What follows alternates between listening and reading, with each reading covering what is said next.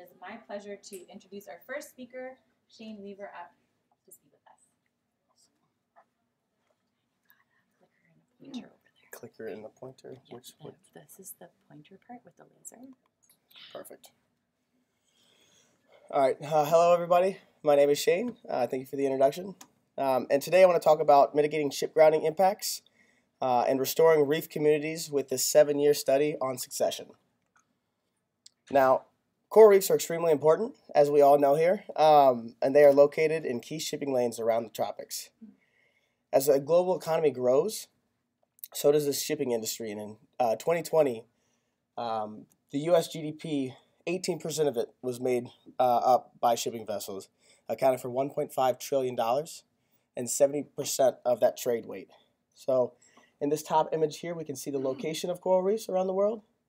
And in the red lines, we see a density map on the bottom, red lines being the densest trafficked areas for shipping. So with the world's economy so tightly wrapped around shipping and coral reefs, we as coral restoration practitioners need to understand how we can deal with these ship-related impacts. So today I want to talk more specifically about Florida. Now, Florida is home to an extensive coral reef, providing habitat, coastal protection, and countless other economic benefits. So when the Sparrow Rhine and the Clipper Lasco, two large bulk carriers, ran aground in 2006, we had a big issue. They did significant damage, crushing corals, displacing both reef structure and the benthic community. And what we can see is these ships flatten and dig large bow scars, as well as producing large amounts of rubble and sediment. Now, the issue with that is these episodic disturbances, hurricanes, large storms, they will reorganize that rubble, smothering and killing recruits that have found a home in these rubble beds. So, in 2010, when monitoring of these ship grounding sites occurred, there was little to no recovery. It was mainly rubble persisting in these areas, which we see up here. So, in 2015, Florida Department of Environmental Protection restored these two ship grounding sites. What they did was they consolidated the rubble into these bow scars, and then they capped that rubble with large limestone boulders, securing it with mortar. And we have been doing monitoring every year to understand, how is this community changing? So we want to know, did the boulders influence community development? And after 7 years, is this a blueprint for future restoration? So these are my study sites. We had 2 grounding sites, and we were able to fit 3 belt transects on those grounding sites, as well as 3 belt transects on rubble adjacent to those grounding sites. For reference, we also got undamaged reef locations that are kind of similar to these grounding sites, and we created 4 reference transects there. So what do? We collected demographic data along these belt transects and quadrats that are permanent. We could go back year after year. We also collected photo transects that showed us cover data. So, what was that community structure? So first things first, we're going to look at that community structure. The communities that developed on the boulders, we looked at that with a Permanova and an MDS plot to understand the community development over time. And the reef shown in green is going to be a reference, but I want to focus on the boulders, which are in blue, and the rubble, which is in red.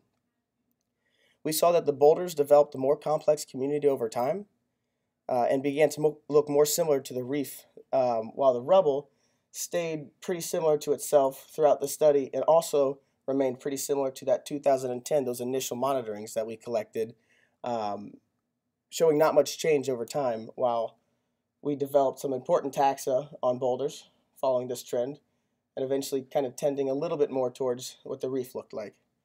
So I want to focus on the stony coral community, the juvenile recruits, for the remainder of this talk because I don't have that much time.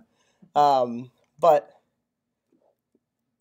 to me, it was a success story. It was this figure shows the density of these coral recruits by habitat and by year, and we see a significant increase in recruit density on these boulders over time. By the end of the study, they increased 12-fold. Whereas rubble, we do see an increase, but after Hurricane Irma, that disturbance event basically restarted that rubble community in those recruits. while reef remained relatively consistent. So what did we see? We saw that the boulder community became more complex. The stony coral community, at least as juveniles, increased 12-fold over time.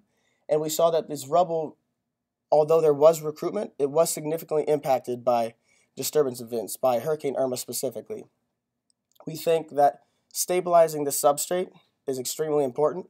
The sooner the better. And if you are going to stabilize substrate, if you are going to do this restoration, it is always worth doing long-term monitoring. Again, the best thing to do is not run your ship into a reef. But if that does happen, stabilizing is very important. But remember, boulders will always look like boulders. It won't look the way it looked previously. So with that being said, thank you to the CRAM Lab and everybody that helped analyze this data, record this data, enter this data, for DEP for, understanding the need and facilitating that restoration. And then a shameless plug for our lab's Instagram. And I do have a poster at the session tonight, so please come on by and we can talk in much more detail about the community and that development. So thank you.